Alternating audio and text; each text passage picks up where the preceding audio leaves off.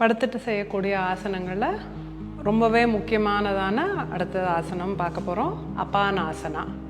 இதில் வயிறு உபசமெல்லாம் நல்லாவே குறையும். ஜெரிமானத்துக்கு ஹெல்ப் பண்ணக்கூடிய ஆசனம். ரொம்ப சிம்பிளான ஆசனம், பேசிக் ஆசனம். அது எப்படி செய்கிறதுன்னு பார்க்கலாம்.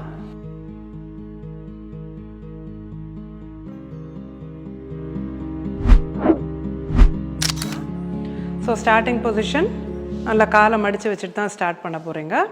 2 காலும் சேர்த்து வச்சுக்கலாம்.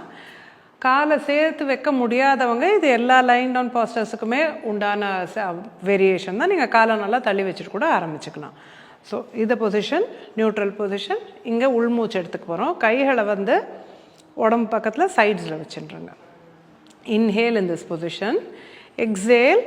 ஒரு காலை மாத்திரம் நம்ம ஃபஸ்ட்டு வேரியேஷன் பார்க்க போகிறோம். செஸ்ட்டு கிட்ட எடுத்துக்கிறோம். 2 கையால் நம்ம முட்டியை பிடிச்சி இழுத்துக்கலாம் கிட்டக்க. ஸோ இதில் என்ன நீங்கள் கவனிச்சிங்கன்னா நல்லா வயிறு அமுங்கும், முதுகும் பேக்கும் லோ பேக்கும் ரிலாக்ஸ் ஆகும். இன்ஹேல் பண்ணிவிட்டு காலை கீழே வச்சுருங்க. Starting position. Exhale.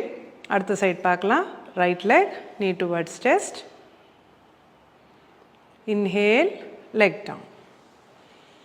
Exhale, left knee towards chest. Inhale, leg down. Exhale, right leg. Inhale, leg down. So இந்த மாதிரி ஒரு காலாக தனியாக ப்ராக்டிஸ் பண்ணதுக்கப்புறமா நம்ம 2 காலையும் சேர்த்து செய்ய போகிறோம். Both legs towards chest. Exhale. Inhale, legs down.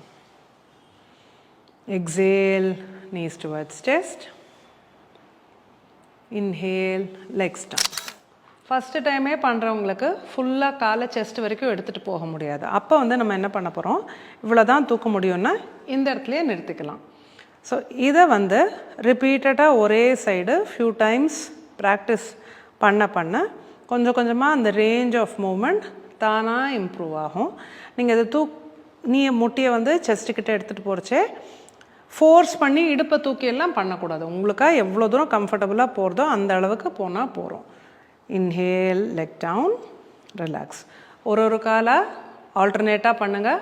ஒரே காலை நிறைய டைம்ஸ் ரிப்பீட் பண்ண ஆரம்பிங்க. அதுக்கப்புறமா 2 காலை சேர்த்து பண்ணலாம். ஸோ இது நீங்கள் பண்ண தான் உங்களுக்கு நல்ல இடுப்பு ஃப்ரீ ஆகும். வயிறத்தில் இருக்கிற உபசமான அந்த காற்று, கேஸ் அடைக்கிறதுலாம் சொல்கிறாங்க இல்லையா, சாப்பிட்ட உடனே கொஞ்சம் அந்த ஹெவினஸ், அது எல்லாமே நல்லா குறையும். லோ பேக்குக்குமே லோ பேக் பெயின் இருக்கிறவங்களுக்கும் ரொம்ப ரிலீஃப் கொடுக்கக்கூடிய ஆசனம் இது அபானாசனம்.